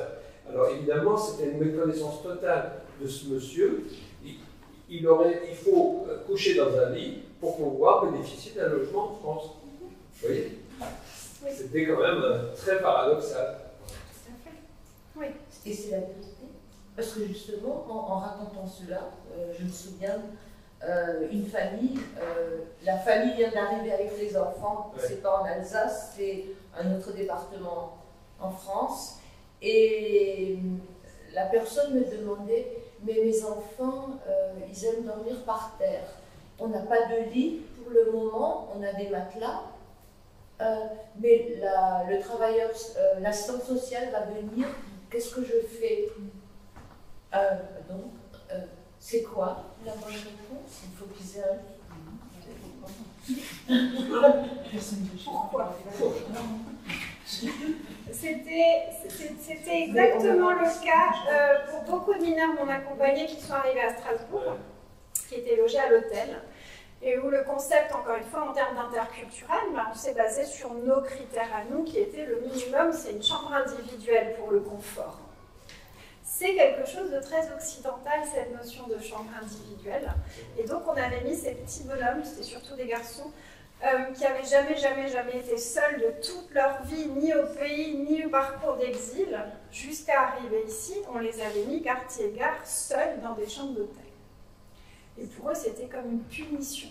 Et donc, on s'était aperçu qu'en fait, le soir, les bonhommes, ils réunissaient tous les matelas dans une chambre, qui dormaient comme ça à 10 ou 12. Alors, vous imaginez, le conseil départemental aurait pu faire plein d'économies de chambres d'hôtel. Mais ce que je veux dire par là, c'est qu'encore une fois, on a une perception de la norme. Et ça ne veut pas dire que tous font comme ça, il y en avait sûrement qui étaient très bien en chambre individuelle aussi. Donc, si on faisait l'inverse, ce serait une erreur aussi de dire on va partir maintenant, on les met tous en dortoir. Mais c'est finalement de pouvoir remettre l'humain au centre avec sa diversité. Moi, je le dis très souvent, quand il s'agit justement de partage de chambre, alors on a besoin de critères. Très souvent, on a des critères hommes-femmes séparés, etc. Mais on a aussi des critères où on se dit, ben super, eux c'est des Syriens, on va les mettre ensemble, ils s'entendront bien. Ben moi je peux vous dire qu'il y a des tas de Français avec qui j'aimerais pas partager une chambre. C'est pas un critère, alors je comprends la notion et c'est compliqué de trouver des solutions. Mais si vous regardez la complexité de conflits, notamment dans certains pays, dont en Syrie, on peut se retrouver avec quelqu'un dans la chambre de qui on a profondément peur ou qui représente en fait le parti adverse. Et ça, c'est des choses qui viennent jusqu'ici aussi. Donc, comment est-ce qu'on réussit? Et c'est une question que je pose parce que c'est difficile de répondre à la fois à des choses, il faut que ça aille vite, il y a de l'urgence, il faut caser les gens, c'est pas de l'hôtel 4 étoiles, on n'est pas là non plus pour, c'est pas Club Med. Et en même temps, pour une intégration réussie, il y a besoin de sécurité, il y a besoin de créer des conditions où on peut être différent. Et je pense que le fait de questionner systématiquement, c'est quelque chose d'utile. Tout comme, moi j'ai souvent dit, il y a des tas de choses où je suis complètement incompétente. Je ne connais pas les conflits internationaux correctement, j'arrive pas à savoir qui est de quel côté, je ne comprends pas toujours très bien ça, et je ne suis pas experte, je n'ai pas fait de géopolitique. Je vais souvent avoir la question sur l'utilisation du terme approprié, notamment en travaillant avec des populations roms ou des populations gens du voyage, où je vais me rendre compte que moi, très souvent, je ne sais pas quel est le terme correct à utiliser. Est-ce qu'on est en train de parler? Est-ce que ce sont des malnouches? Est-ce que ce sont... J'en sais rien parce que je ne connais pas suffisamment. Mais c'est parfaitement OK quand je demande. Tu peux m'aider? En fait, est-ce que tu peux me replacer ça dans ton contexte? C'est super, j'ai une expertise en face de quelqu'un qui va me réexpliquer. Déjà, je remets la personne dans son contexte d'expertise et moi, j'apprends. Mais si je... Le problème de la langue, comment vous faites? La langue, c'est que vous êtes face à quelqu'un qui ne maîtrise pas la langue, comment vous allez comprendre ce qu'il a envie de vous dire? Beaucoup avec la gestuelle et beaucoup avec de la symbolique. Alors, je développe moins quand je n'ai pas les outils linguistiques, mais je me rends compte qu'on trouve des choses en commun par du geste. Tu veux un thé, je prends un thé, Il y a des choses qu'on peut faire comme ça, finalement, sans rentrer dans de la discussion, effectivement. Des choses plus fines, que géopolitiques. Non, bien entendu. Mais on peut être attentif. Est-ce que la personne elle a l'air d'être en panique quand elle va à cet endroit-là? Est-ce qu'elle a l'air de se sentir à l'aise? Est-ce que je sens qu'il y a quelque chose? Ça, je peux le vérifier. Je vous donne encore un petit exemple sur ça. Il y a plusieurs années, une amie à moi a eu un incendie la nuit à Chitika. Elle a perdu tout l'immeuble a cramé. Ils ont été évacués la nuit, il n'y a pas eu de blessés, mais ils ont tout perdu. Et je l'ai vue le lendemain devant l'école de mes filles. Elle était en état de choc et elle me racontait ça comme si c'était arrivé à quelqu'un d'autre, donc complètement dissociée. Et je lui ai demandé si elle avait le temps de venir prendre un café à la maison. Et je lui ai demandé c'est quoi le pire dans ce que tu es en train de vivre, et elle m'a dit le pire, c'est que demain c'est l'anniversaire de ma fille et que je ne peux pas faire de gâteau pour l'école. C'est pour vous resituer le fonctionnement du cerveau humain. Quand on vit des choses qui sont complètement incontrôlables et plus grandes que nous, pour survivre, on se rattache au prochain petit pas. On sait super bien faire ça et c'est pour ça qu'on survit si bien. Parce qu'en fait, on va pouvoir s'orienter au prochain petit pas. Et du coup, je lui ai dit, eh ben, mes filles et moi, cet après-midi, on pourrait faire des gâteaux pour l'école. C'est ce qu'on a fait. Là, elle va bien, ça fait des années. À chaque fois que je la vois, on en rit, parce qu'elle sait aussi que je raconte ça en formation, mais à chaque fois que je la vois, elle me dit, les gâteaux que tu as fait ce jour-là, vraiment, tu peux pas savoir ce que ça m'a aidé. Je ne l'ai pas relogé, je n'ai pas acheté de meubles, j'ai fait un gâteau. Je ne suis pas en train de vous dire que vous devez commencer à faire des gâteaux tous les jours pour les gens que vous accompagnez, mais c'est pour vous montrer l'importance d'une zone de confort dans quelque chose où on peut se réorienter. Et les personnes notamment qui arrivent actuellement, si je pense aux populations ukrainiennes qui sont en train d'arriver, ceux qui aident, c'est d'avoir des prochains petits pas. Pas le grand, pas le truc final, parce que c'est trop grand, on ne sait pas, on n'a pas de visibilité, on ne sait pas combien de temps, on ne sait pas. Mais qu'est-ce que tu fais aujourd'hui? Qu'est-ce que tu fais demain? Comment tu as réussi à faire ça? De pouvoir se projeter dans et de reprendre le contrôle sur quelque chose. Si je maîtrise au moins ce que je prépare au dîner, j'ai le contrôle sur quelque chose. Ça va pour ça? Super. La bonne nouvelle, c'est que l'humain ayant une résilience extraordinaire, avec le temps, nos zones, elles ont tendance à s'agrandir. Donc des choses qui initialement étaient de l'ordre de la panique deviennent tendanciellement du stretching, voire du confort. Si vous repensez à des situations où vous avez été à toute première fois, oh là là, je ne vais jamais y arriver. Des semaines après, trop fastoche, c'est ma zone de confort. Donc on sait s'adapter. On peut avoir l'effet inverse, mais en général, on s'habitue, c'est moins pire. Et nos zones sont contextuelles. C'est-à-dire que notre corps sait repérer le danger dans différents contextes. Quand je travaillais dans les territoires palestiniens, le premier soir où je suis arrivée, j'étais très naïve, mais le premier soir où je suis arrivée, il y avait des bombardements et des tirs. Et moi, je n'avais pas l'habitude de ça. Et ma collègue qui vivait là depuis longtemps, je travaille pour Médecins du Monde, elle m'a dit « Oh, viens !» Elle m'a dit « Alors, quand tu entends ta ta ta ta ta, c'est un F-16 israélien. » Je lui ai dit « Non, non, non, je ne suis pas du tout là pour ça. Je suis pacifiste. Pardon. » Et elle m'a dit « T'inquiète pas, dans une semaine ou deux, tu n'entendras plus. » Et je me suis dit sincèrement, elle est burn-out, il faut qu'elle rentre, c'est pas possible. Et au bout de 2 semaines, je n'entendais plus ces bruits-là. C'est-à-dire que pour survivre dans ce contexte où c'était tout le temps, le corps était obligé de s'adapter. Quand j'avais ma famille au téléphone en France, ils n'arrêtaient pas de crier dans le téléphone « Qu'est-ce qui se passe? Qu'est-ce qui se passe? Qu'est-ce qui se passe ?» Oh, ça! Oh, ouais. Quand je suis arrivée à Paris-Charles de Gaulle en rentrant, j'ai vu des militaires à l'aéroport armés, je me suis décomposée. C'est-à-dire qu'en Palestine, c'était tellement normal de voir de partout des soldats, des militaires, des gens armés, que dans ce contexte-là, mon corps s'était habitué. Je ne dis pas que c'était une zone de confort pour autant. Mais voilà, j'étais en arrivant à Paris, il y a eu une réévaluation en se disant « Oh, c'est pas normal. » Vous voyez? Donc on a cette notion-là. Et c'est important parfois de pouvoir se dire que les personnes que vous accompagnez, elles ont vécu d'autres choses, dans d'autres contextes, elles ont d'autres grilles de lecture, et que parfois nous, on ne les comprend pas parce qu'on n'a pas vécu ça. Ça vaut pour nous aussi, d'ailleurs. On n'a pas les mêmes grilles de lecture des situations. Et parfois, c'est juste chouette de sortir de la catégorisation et de se dire l'humain qui est en face de moi, là, il a l'air de galérer sur quelque chose. Je comprends peut-être pas, je partage peut-être pas. Mais comment est-ce que je recrée quelque chose de l'ordre d'une zone de confort? Ça va? Est-ce que certaines d'entre vous ont lu le fabuleux livre de Tierno Diallo, Moi, migrant clandestin, 15 ans? Oui. Oui? Ok, super. Alors, Tierno est arrivé à Strasbourg à l'âge de... Il est même venu témoigner. Il est même venu témoigner. Dans cette salle. C'est vrai, il y a plusieurs années. Et à la librairie Kléber, et à plein d'endroits. Il est arrivé à l'âge de 14 ans de Guinée-Conakry. Et à l'âge de 23 ans, il a écrit un livre sur son parcours. Alors, pour la petite anecdote, son livre, initialement, lui, il l'avait appelé Comme une cigogne, j'ai migré en Alsace.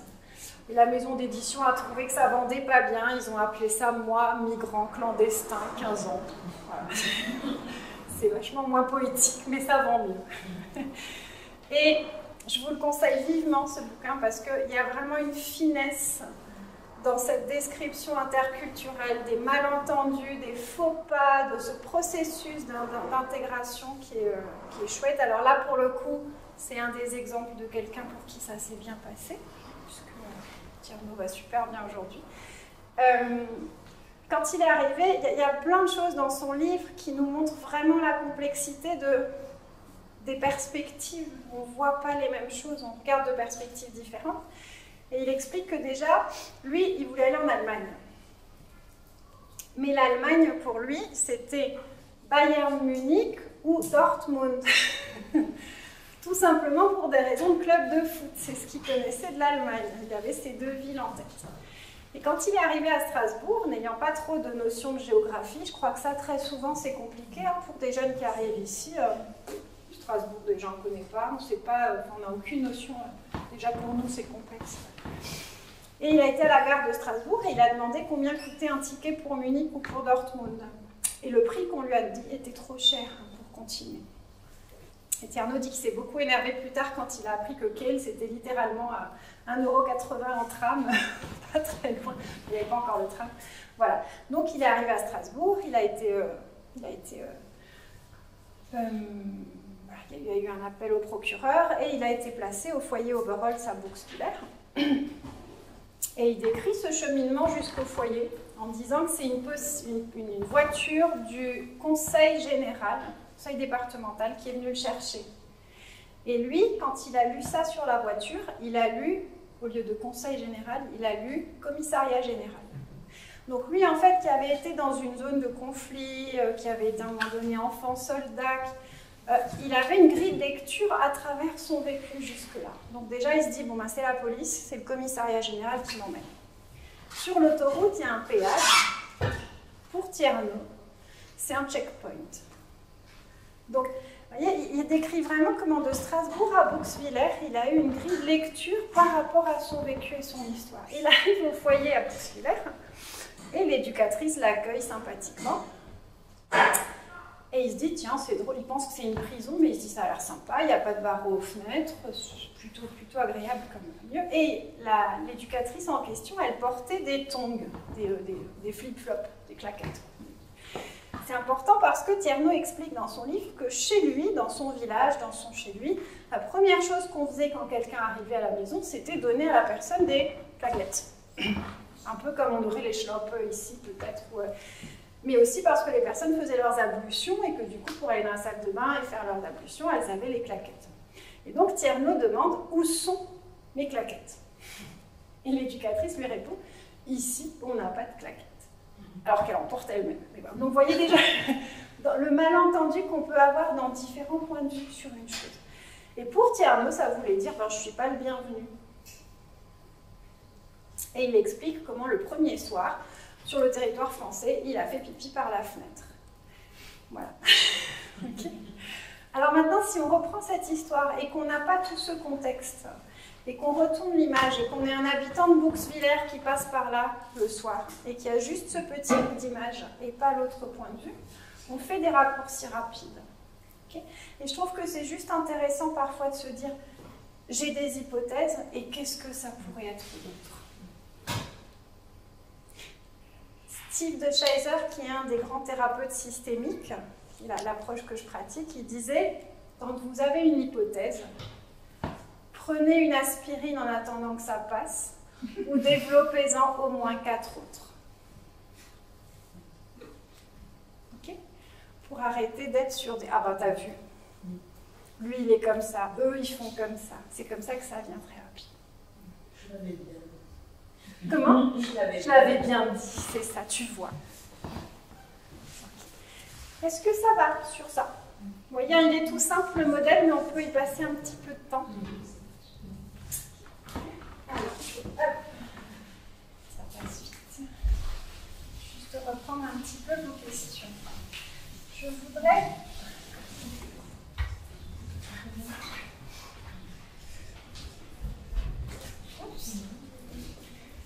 vous parler un tout petit peu des échelles.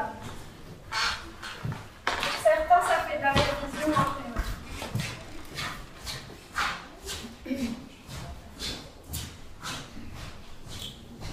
Là, je voudrais répondre notamment aux questions sur le qu'est-ce qu'on fait quand les gens nous livrent trop de leur vécu et que jusqu'où on va en n'étant pas thérapeute, etc.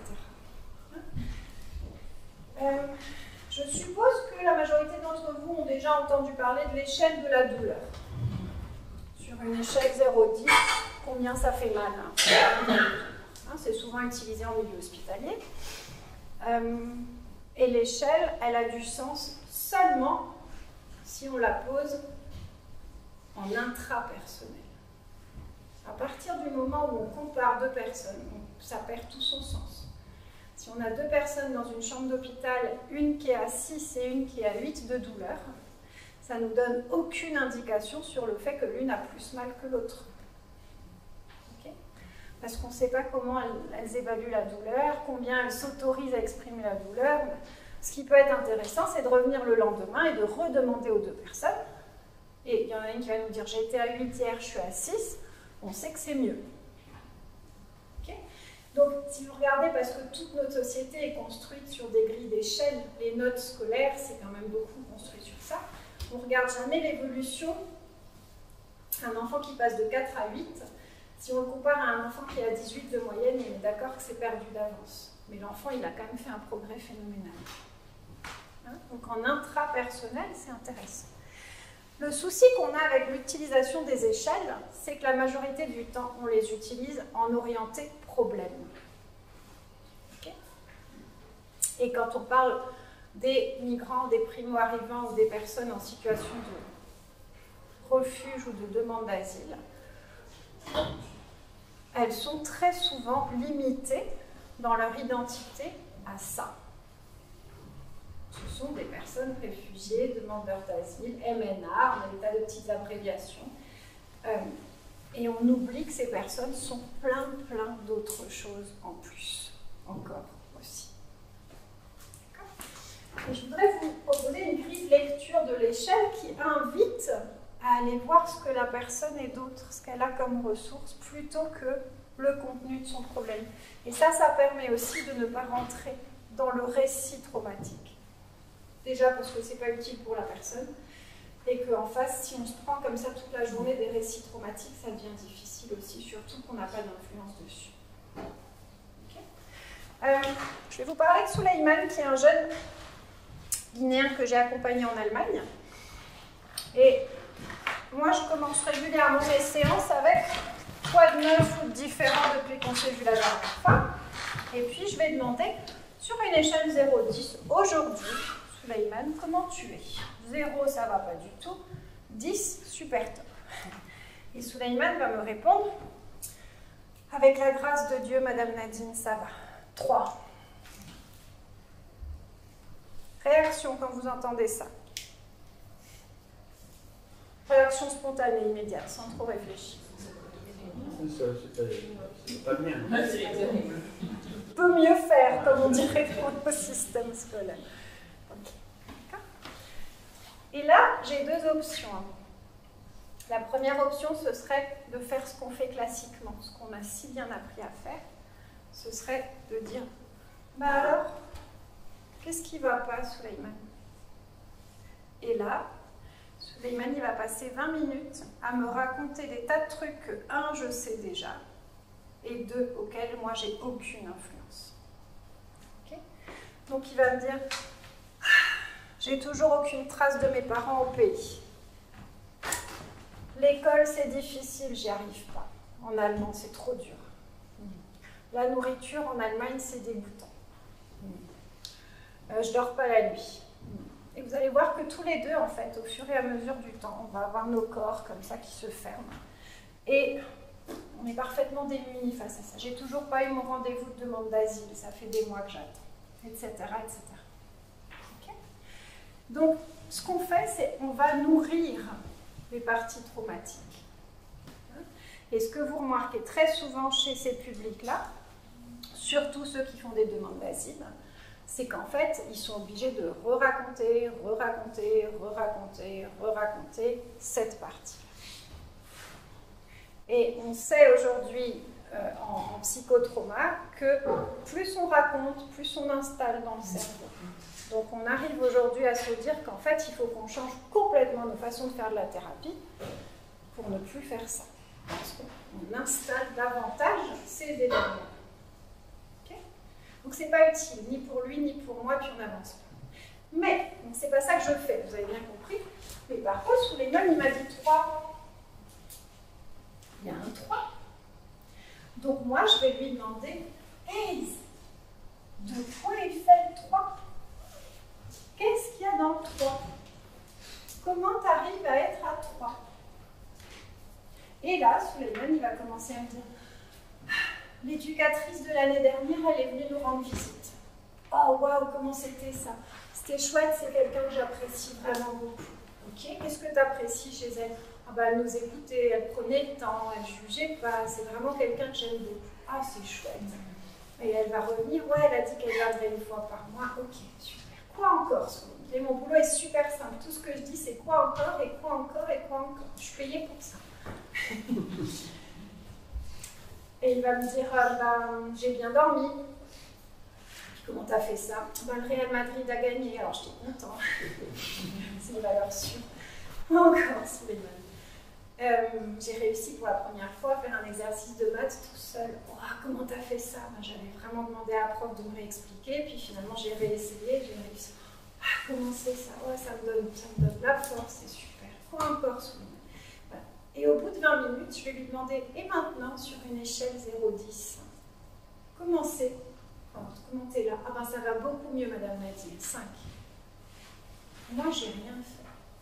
Et j'insiste vraiment sur le fait que je n'impose pas du positif. C'est pas moi qui lui dis, enfin, regarde, Suleiman, le soleil brille, il fait beau, il faut... Ça, c'est violent. Pour quelqu'un qui va pas bien, de venir imposer du tu devrais aller bien. Mais là, c'est lui. Je suis juste allée extraire les ressources qui sont là. Et vous pouvez vous dire que tant qu'une personne est vivante, elle a des ressources. Et plus on a de trauma, plus on a de ressources. Sinon, on ne serait plus là. Donc si, avec tout ça qu'ils ont vécu, ils sont encore là et debout et ils continuent, c'est qu'ils ont un paquet de ressources.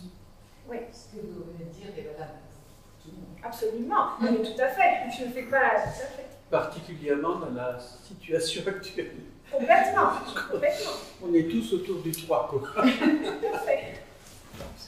Surtout si on écoute la radio. Tout à fait. Oui, c'est ça. Donc il y a des bonnes choses à faire comme ne plus écouter. Concrètement. Tout à fait. Du coup, pour revenir à la question de qu'est-ce qu'on fait quand ça ne marche pas, on fait autre chose. On va chercher les ressources, les choses que la personne sait faire. En fait, quand quelqu'un doit insister dans quelque chose qui ne marche pas, tous les jours, on remet la personne en échec. Et de lui proposer autre chose. Alors, je ne sais pas si ça fait partie de ce que vous allez faire. Peut-être que c'est aussi de dire mon mandat s'arrête parce que mon mandat, c'est de faire du français. Et je vais arrêter de faire du français parce qu'en fait, je ramène tous les jours la personne dans une situation où je lui dis t'es pas capable, tu n'y arrives pas. Et peut-être que c'est pas ça. Peut-être qu'il faut autre chose. Ou alors de laisser la personne être là parce que finalement, même si elle n'apprend pas le français, elle est dans une zone de confort et c'est sympa d'être là. Avec toutes les contraintes qu'on peut avoir administratives, financières et tout ça, j'ai conscience de cette difficulté. La psychologie, c'est quelque chose de compliqué pour plein de gens, ici comme ailleurs. Il y a toute cette notion de il n'y a que les fous qui y vont, ou alors, il y a toute cette notion-là. Je trouve néanmoins qu'on est très peu dans l'écoute, souvent, dans nos approches, dans l'écoute des croyances, des compétences, de guérison des autres, et que de la thérapie clinique telle qu'on l'applique ici, c'est une façon de guérir. Il y a plein d'endroits au monde où les gens se guérissent différemment. Je trouve extrêmement violent quand j'ai affaire à des jeunes, notamment d'Afrique subsaharienne ou du Maghreb, qui me parlent de sorcellerie ou de maraboutage. qui viennent me dire ma marâtre m'a rabouté, j'ai été virée de la maison à cause de ça, mon père s'est remarié. Et ben moi je travaille avec ça. En fait, mon opinion sur la question, on s'en fiche complètement, mais j'accompagne la personne dans ce qu'elle a vécu. Pas dans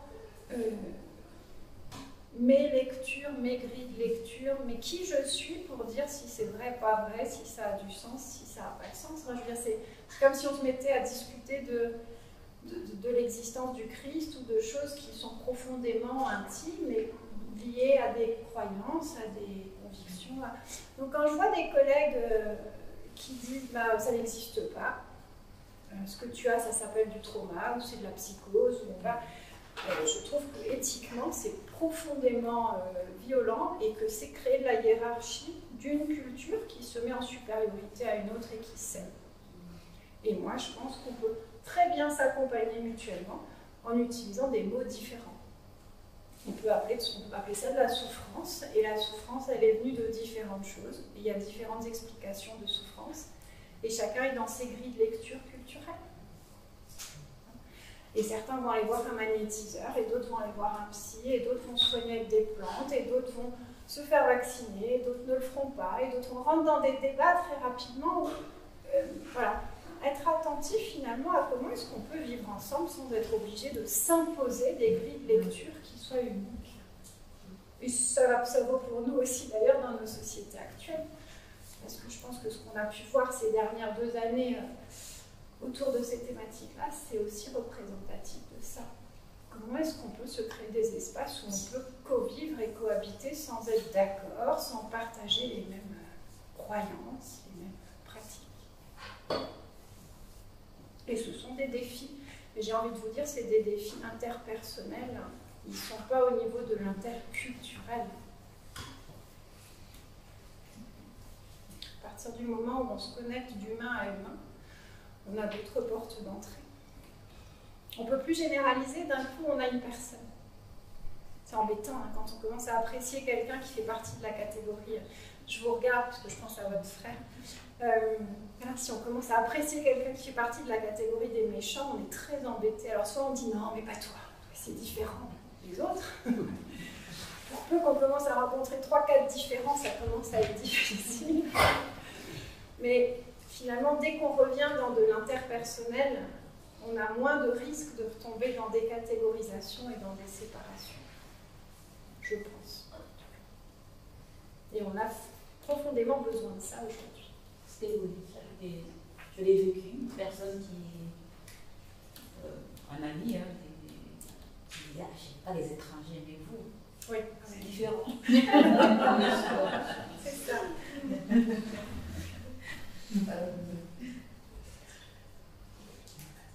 Si je comprends bien ce que vous dites, donc moi le terme assimilation m'a toujours heurté parce que c'est une négation de l'autre qui doit abandonner des choses, mais donc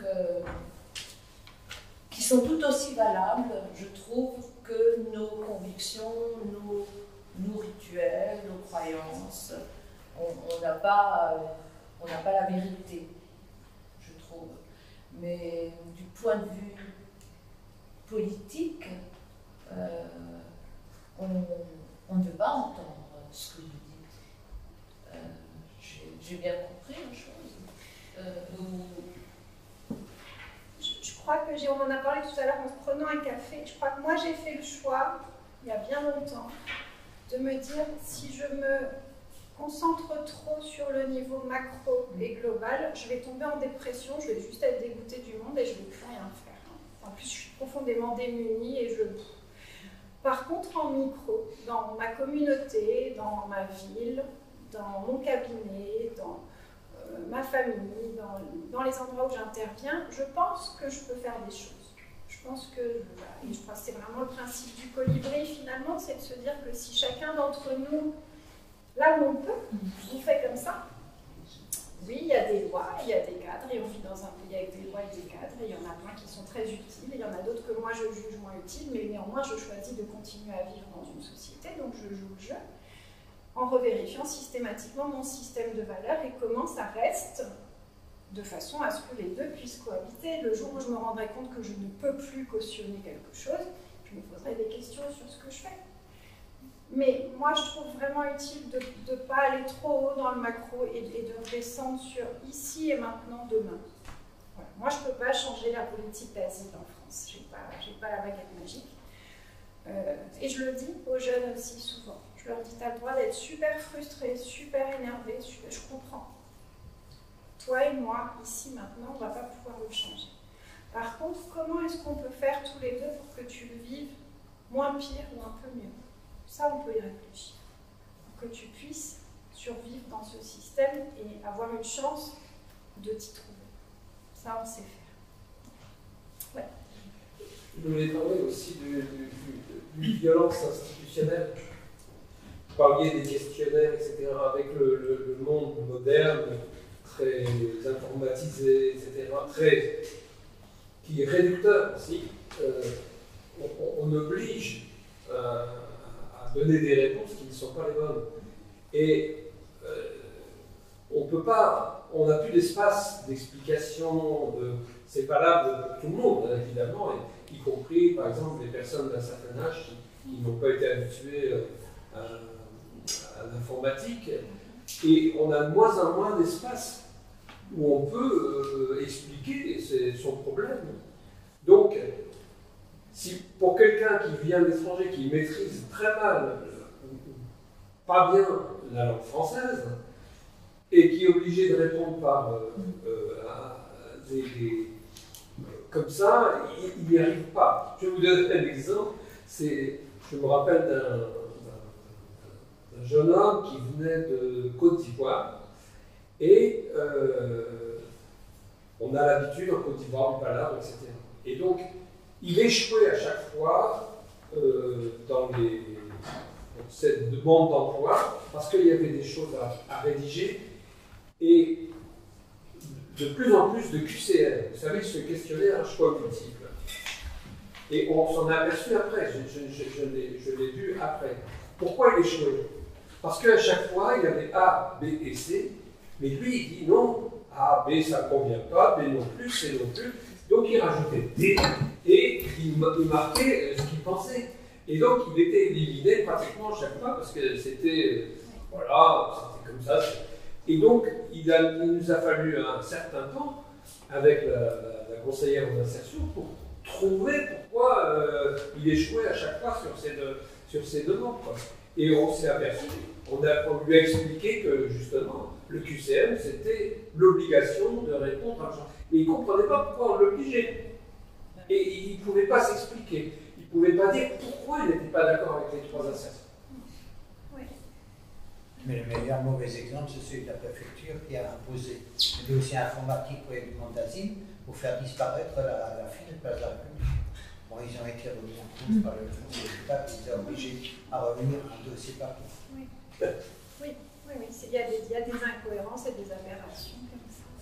Et des lectures, je pense vraiment des lectures différentes. J'ai eu une discussion un jour avec un jeune Afghan qui avait énormément de soucis dans son apprentissage parce qu'il venait toujours en retard.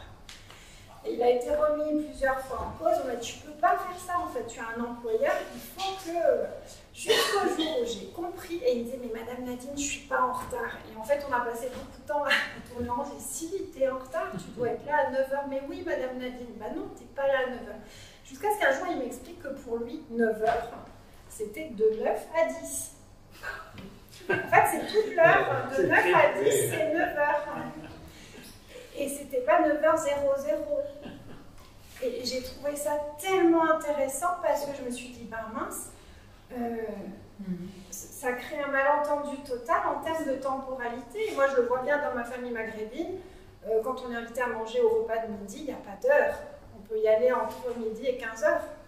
C'est plutôt 15h d'ailleurs, souvent. Mais ça m'a toujours surpris. Je me suis dit, je sais pas, ils n'attendent pas, il ne faut pas que ça soit chaud quand on vient, ça ne les stresse pas en fait si on ne vient pas. Mais parce qu'on est dans une autre temporalité. Et qu'à l'inverse, ça doit paraître hyper rigide ici de se dire, et donc de comprendre 9 heures, en fait, c'est dans toute l'heure. Et forcément, lui, il comprenait pas parce qu'il faisait des efforts phénoménaux. Il arrivait à 9h25, à 9h30. En fait, il était bien. Il était même sur la première partie du 9h, mais c'était pas bon. Et parfois, ça nous demande vraiment de revérifier est-ce que l'info, est-ce qu'on comprend la même chose, en fait. Ouais. Et parfois, oui, hein, et parfois, c'est autre chose. Ouais. Dans la demande d'asile, en tant que psy, moi, j'ai un énorme souci. C'est vraiment ce qu'on appelle une double contrainte. C'est que la santé mentale est un argument important pour avoir le droit de rester. Donc des personnes dont on peut vraiment montrer qu'elles ont vécu du traumatisme profond et qu'elles sont en stress post-traumatique sont des personnes pour qui ça va être un argument dans la balance. Donc quand les gens viennent me voir pour un travail thérapeutique parce qu'ils ne dorment plus la nuit, parce qu'ils n'y arrivent pas, parce que tout est difficile, et ben, il ne faut pas qu'on travaille trop bien. Parce que si on avance trop sur le trauma, il y a plus de risques qu'ils doivent quitter le territoire. Et en même temps, en les laissant comme ça,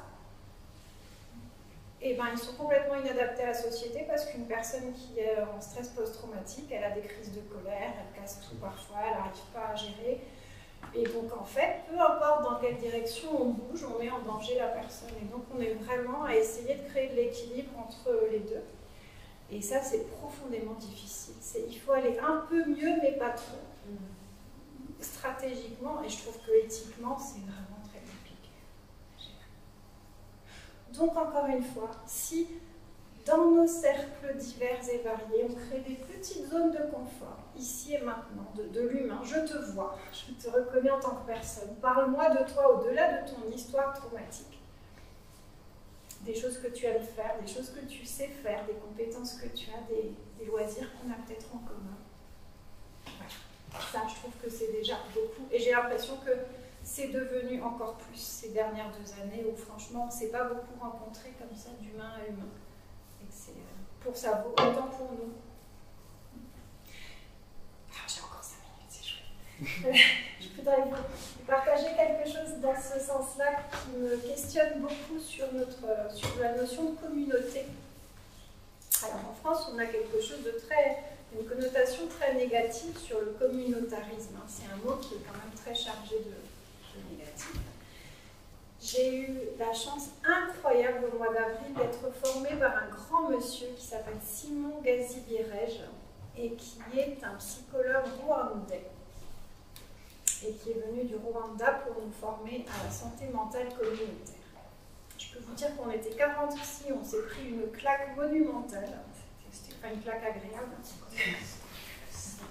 C'est quoi le nom? Gazibirej. Simon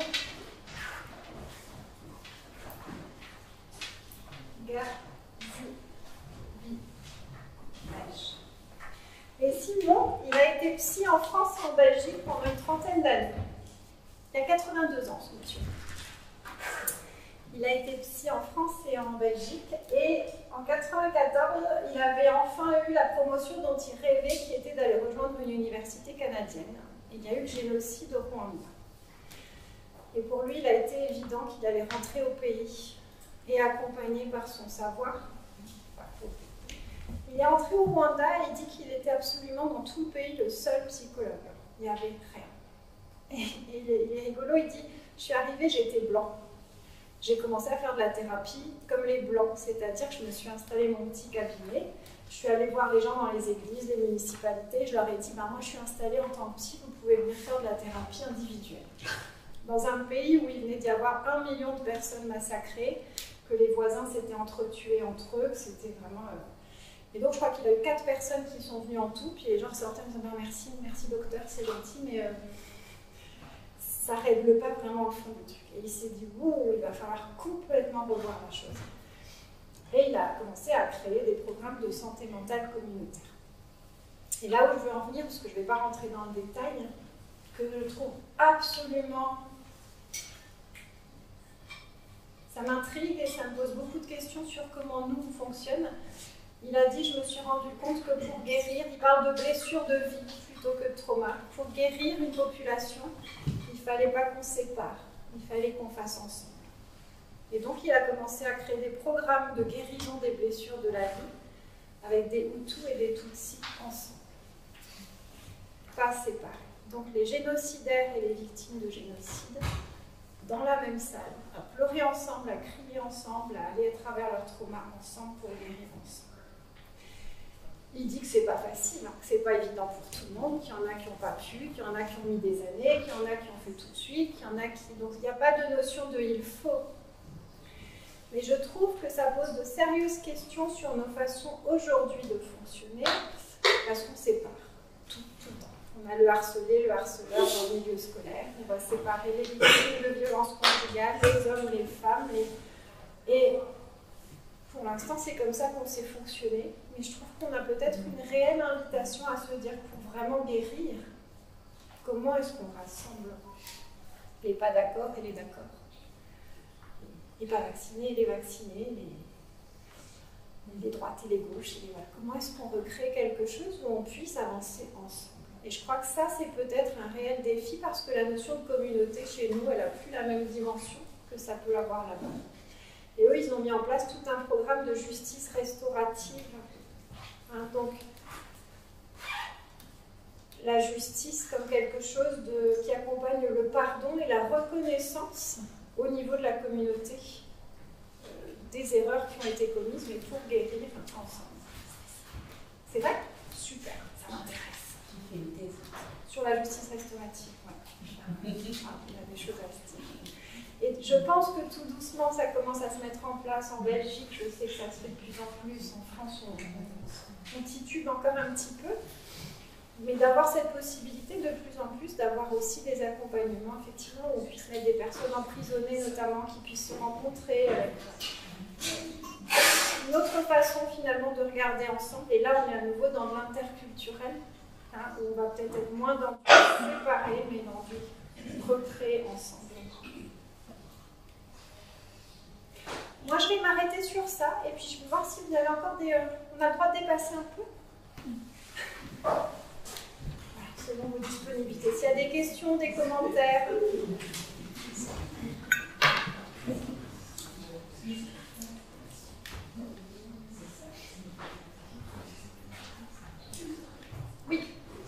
C'est pas une question, c'est un remerciement parce que je suis venue pour... j'étais attirée par promettre une mère au centre. Et je pense que je repars avec une réponse. Ok, super. Donc merci beaucoup. Je suis ravie. Super. Tu peux applaudir.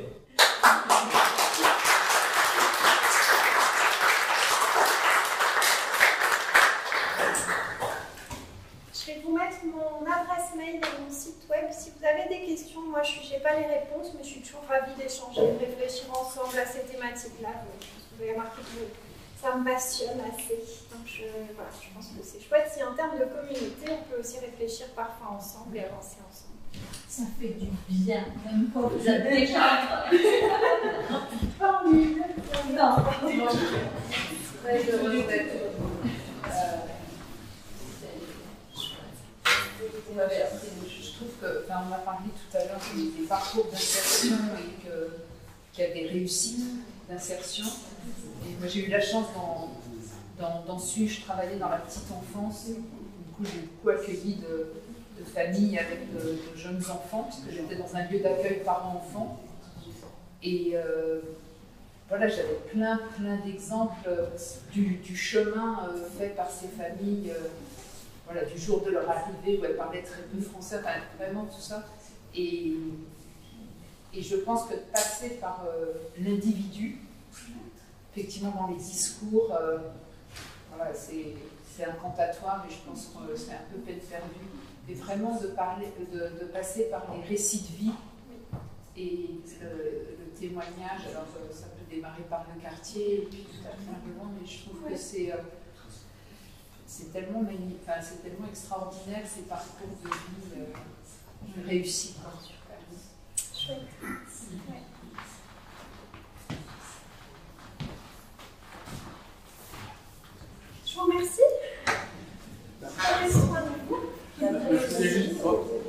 remercier encore et puis remercier pour l'image que moi je garde, c'est d'avoir regardé pendant 2 minutes les beaux yeux d'Elisabeth. Mais c'est tout un symbole, quoi, parce que c'est regarder l'autre, c'est écouter l'autre, et 2 minutes c'est long, hein, et on ne le fait pas, quoi. Donc c'est ce que j'ai à dire ce matin, et merci pour toi. Ben, merci d'être là, et merci de revenir une prochaine fois, puisqu'on continue ces réflexions ensemble. Merci.